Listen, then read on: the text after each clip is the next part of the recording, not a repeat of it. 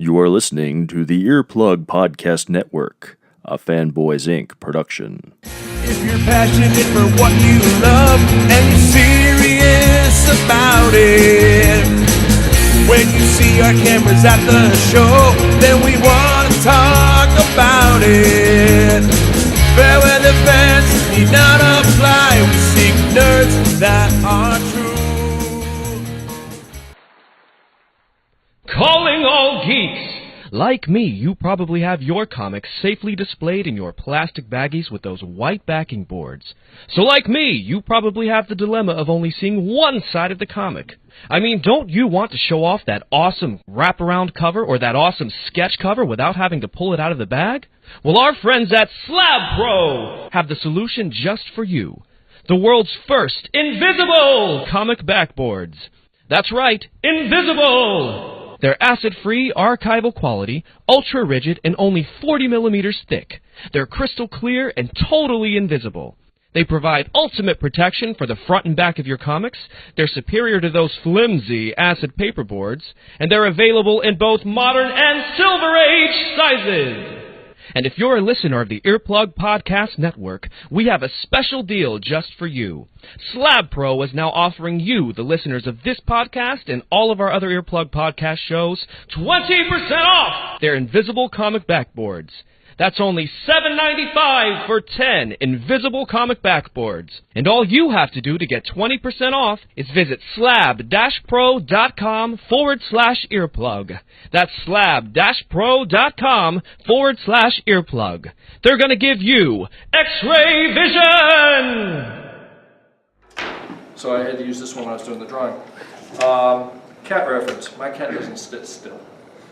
Actually, some of you may have met my cat. In the last painting that I did, it was a Rocket and Groot stealing the Millennium Falcon with Stitch. If you haven't seen it, I have it over at my table. I have a small print of it. It's really funny.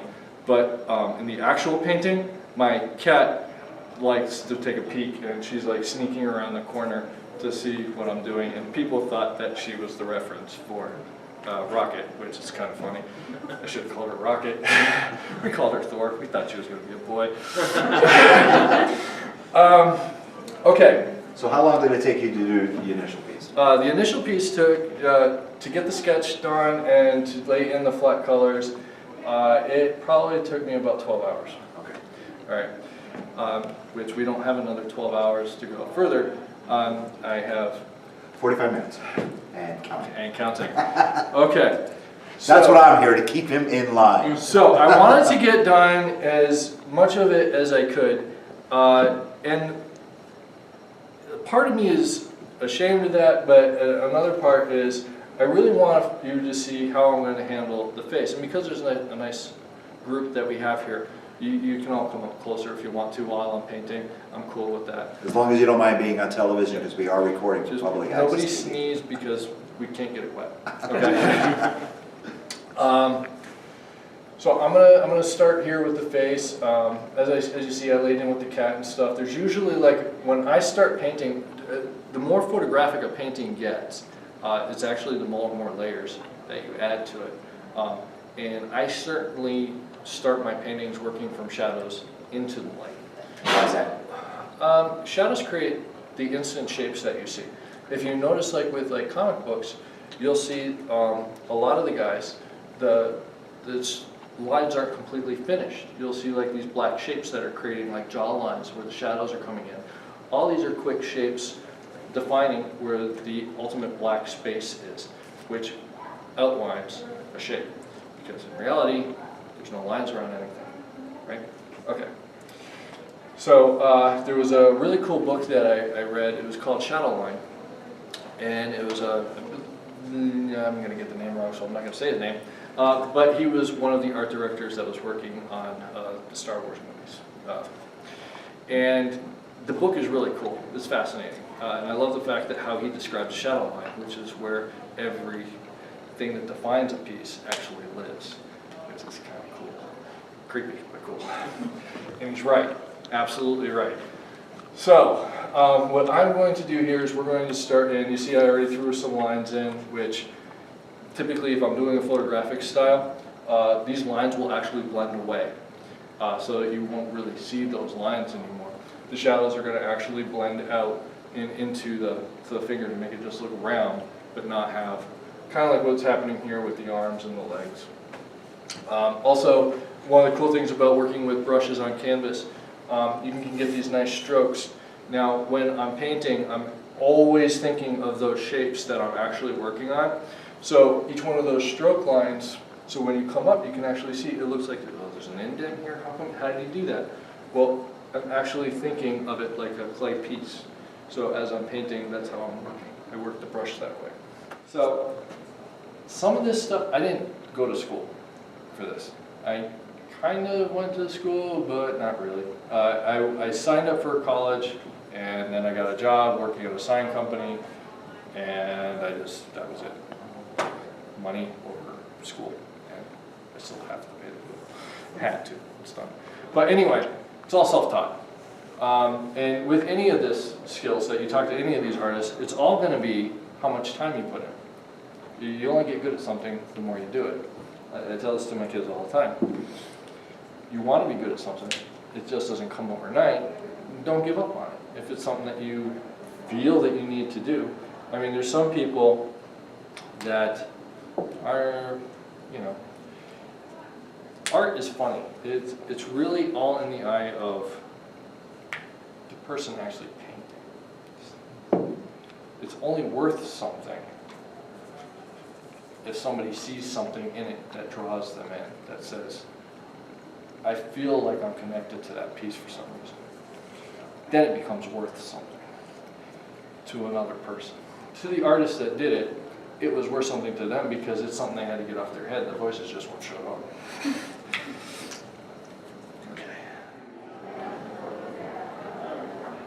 It's almost like I'm finding the highlight and I'll work from there, and then I'll lightly drag the brush and I'll do like these small circles. And again, if you're too far away and you want to come closer so you can see, please go right ahead. This is going to be like multiple times going back and forth, trying to find the right fit. Like I find like my highlight, I'm like, okay, I like where this light's coming from, this is working out great. I've already determined how my light is coming down. I have a source, right, which is helping.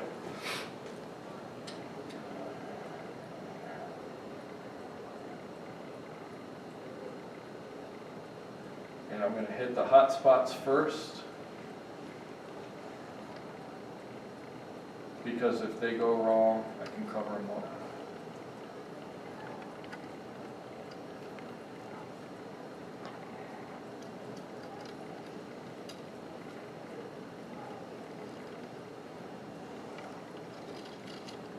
Some of you have seen also the Huntsman piece that I painted. I love that piece. It was also a real struggle because there were so many characters that were actually on the piece that I had to make look like each one of the actors. So if any one of them was off, the piece was ruined. So when I was painting it, I was in like complete panic with the brush. I was just like, yeah, no, not yet, not quite, maybe, nope, nope. Crap, wrong spot.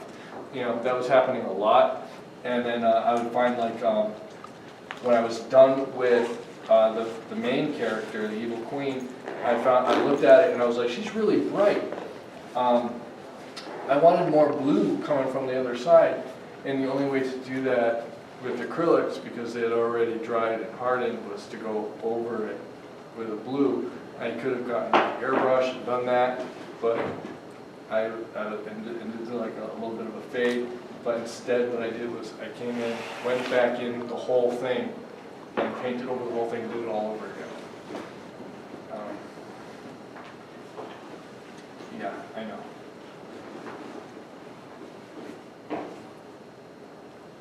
There's something else about painting, is like you set your own rules where there's ways, they're not cheats, they're just things that you're willing to do to get your painting done. I've heard some artists turn around and say, it really doesn't matter how you did it as long as it got done. And I'm like, I guess that's okay. I'm doing acrylic painting, so I don't want to take colored pencils to it. You know, it's not an acrylic painting then, I'm now drawing, right? So, and I just use it. Now, that was just in my head. It doesn't mean what they do is wrong, it's just that it's not. It changes the effect. I want those loose brushes. I like texture too, that's another thing.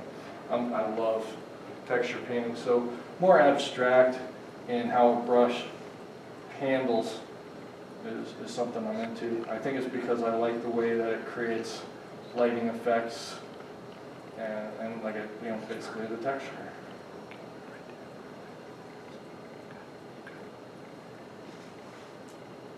And then yes, there's finger painting. You get into an area, you want to soften those lines out instead of having those harsh edges with the brush. Just take your finger and just get in there. There's nothing wrong with that. Softens it right out. My kids watch me do this and they're like, Dad, did you learn how to do makeup? I was like, no. Why? They're like, well, it's kind of like putting on makeup. And I was like, all right, you're going to have to show me that, but not on me. Okay. Yeah, that didn't work out well. So I had a little blush going in and stuff, and it was pretty funny. But they're right. The way that you would actually work it is pretty much the same. I was blown away. I was like, I never thought of it like that. Again, everything's got a different type of approach, but you can get to what you're looking for. So what are you willing to do?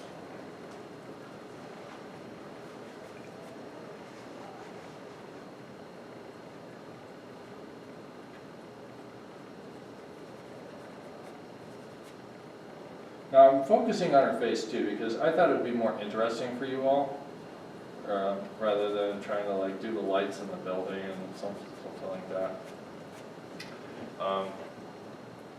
I know. How many of you watched Bob Ross? Yeah. Okay. Me too. Yeah. Happy trees. Happy accidents. Maybe.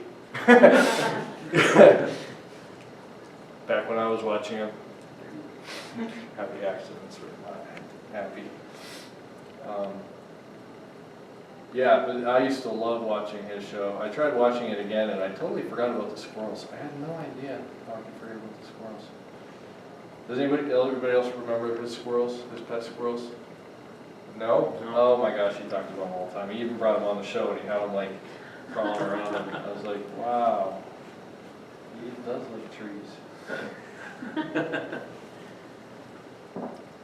Another cool thing, there's another artist that I like watching too.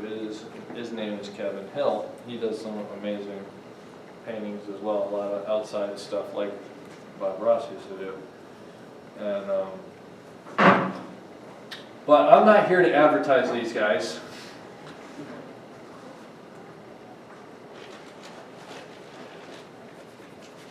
I also wish that when I was learning how to do this stuff, that there was internet source like what everybody has now. I mean, you can find a tutorial for just about everything.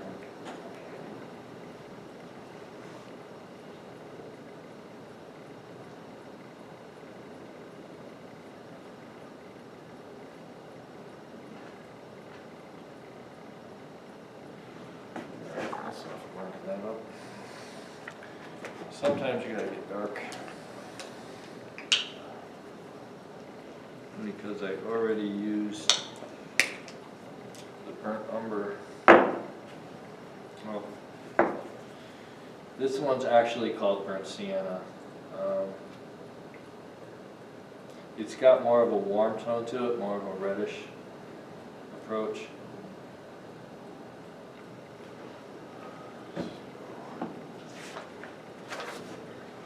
Start getting crazy.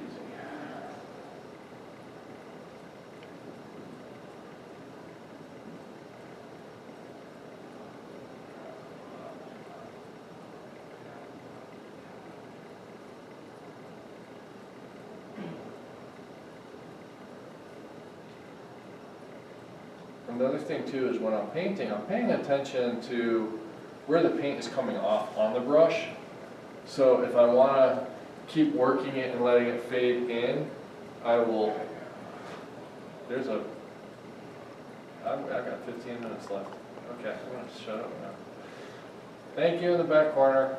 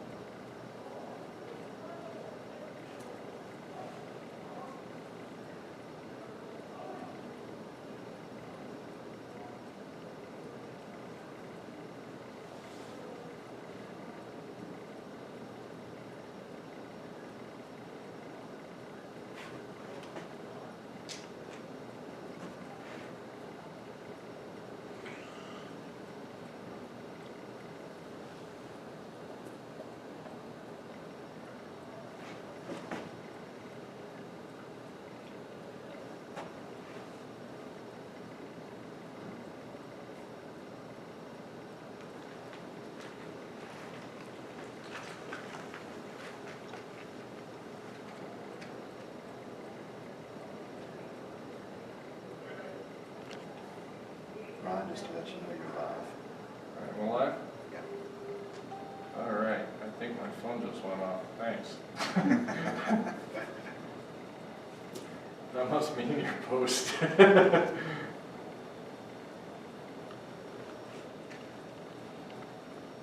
I might have talked a little too much in the beginning. That's okay.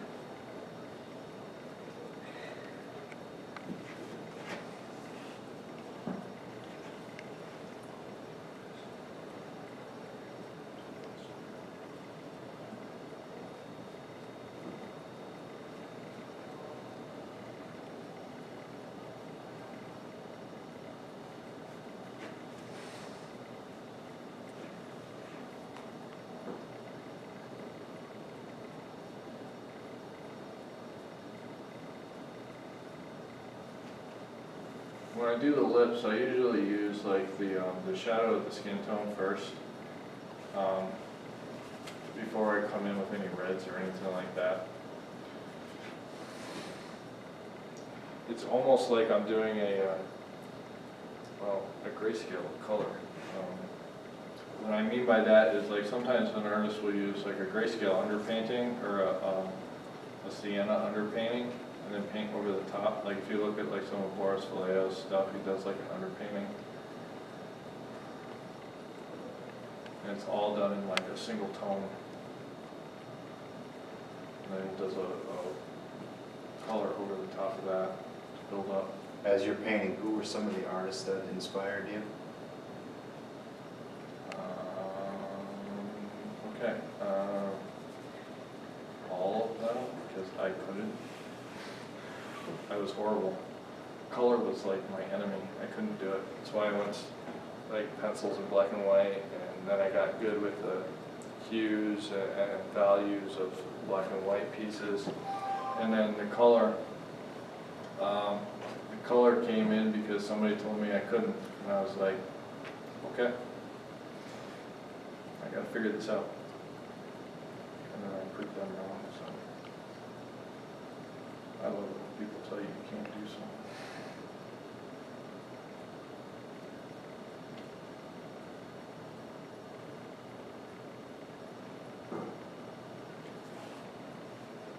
I guess that's like the fun part of like the art side. You can be rebellious if you want to.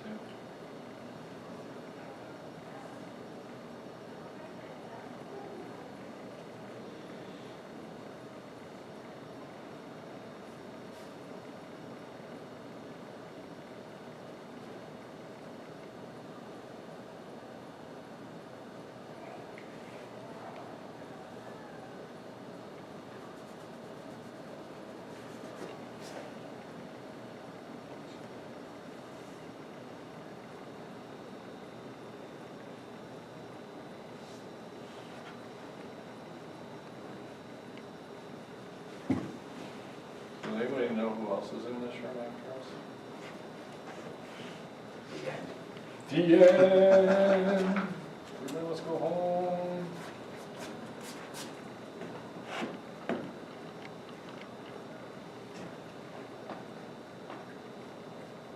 as Ron is painting, does anyone in the audience have any questions?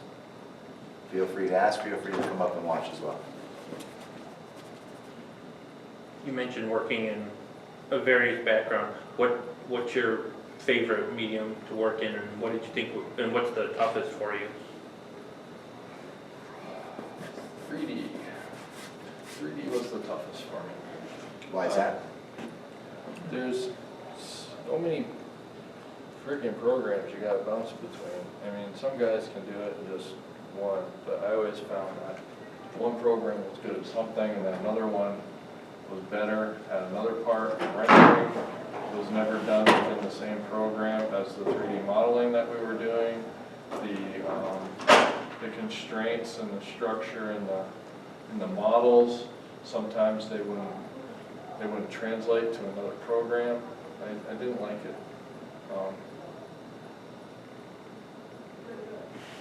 I understand why people use it. So painting, I love painting. So when people hire me to do the covers, I love it because sometimes they'll just be like open about it. Commissions, or love commissions. It's just like, you give me so much freedom that I can do what I want, and that's cool with with the person commissioning me and myself, so I get to have some freedom. And I know the people that are getting it actually appreciate it, where it's like, I'm not going to down corporations because I'm going to pay my bills, but I know that it's like, I'm replaceable.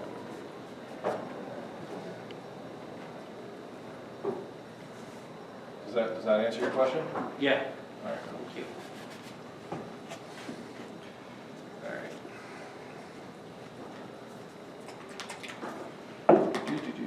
Let's get something in here. Paul G. Benucci on Facebook wants to know, is this an actual commission or something you did just for the con? I did this just for the con. It was, again, I had to come up with an idea. Usually when I do the Hollywood paint parties, the person that's hosting the party actually tells me what they would like. And then I would create an original painting for them from that. In this case, there was no direction that was given, so it was completely up to me. I knew that Mitch was doing a Batman theme. So you went with Thor originally?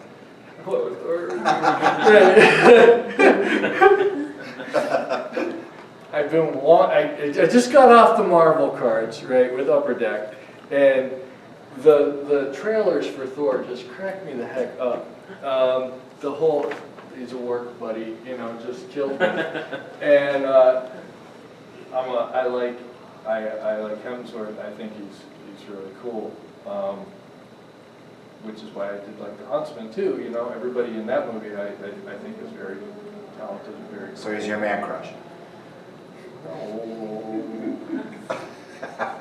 Jeremy's not here. I have to do it. I'm like, what? No.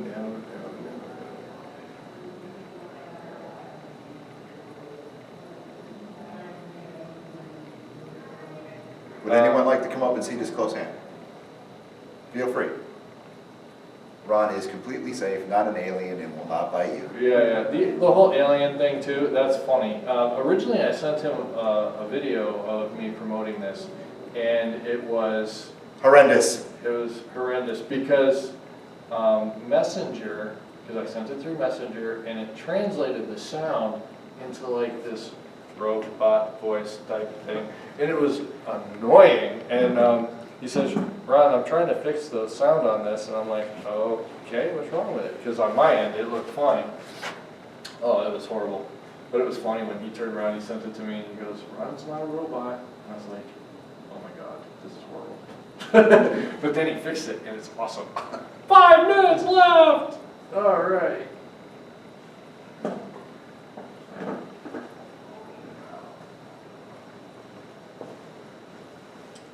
Yeah, come on up. You really got to see the tones on the lips.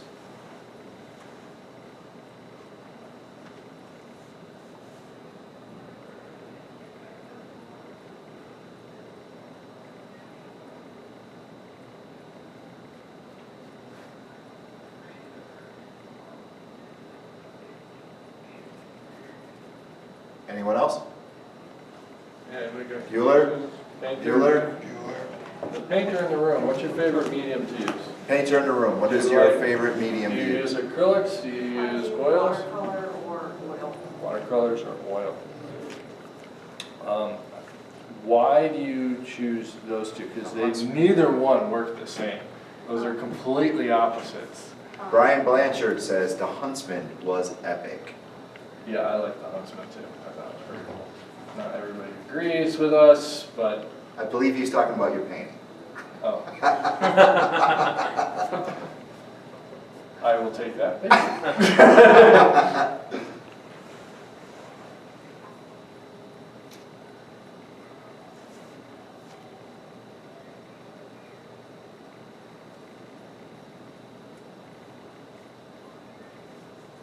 What are some of your favorite characters or people or subjects to paint? Be careful, you're talking to a DC, standing next to a DC guy. Yeah, he's caught me because the Marvel thing to me was something that I've always wanted to do as a kid. So when I got approached to do the pieces for Upper Deck, I was like, hey, this is really cool because I hadn't officially done a Marvel piece yet, so this was going to be awesome. And the rein on that was they said, do whatever you want. I was like, really? Where do I start? I've been dreaming of this since I was a kid, like so many other artists, you know. And then it got like more difficult to try to figure out. I had all my characters I liked, I had an option to draw them, and I had enough cards where even then I couldn't get them all done. I still didn't get to do a long shot, and I wanted to do a long shot. So I couldn't draw a long shot, and I couldn't, but I did get in a Colossus, a Kitty Pryde, and Magic with the dragon, Lockheed, right? So all three, all of them on the one piece, and I was like, yes, I always wanted to do that. Brian Blanchard wants to know how long from start to finish would you estimate this?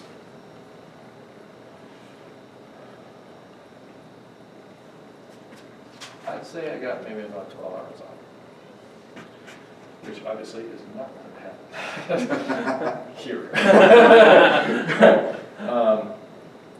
But I appreciate the question. I did feel the pressure. I knew this was going to be tough. You can all see how the face is pretty much coming together. What will eventually happen is, as you see, layers are starting to take place. Like the lips are starting to come up. They're starting to have more volume to them. As the colors are going in. I'm using a purple to actually cool down my shadows because inside the shadows it's all going to be cool colors. You're never going to have heat in a shadow. So that's where that comes into play.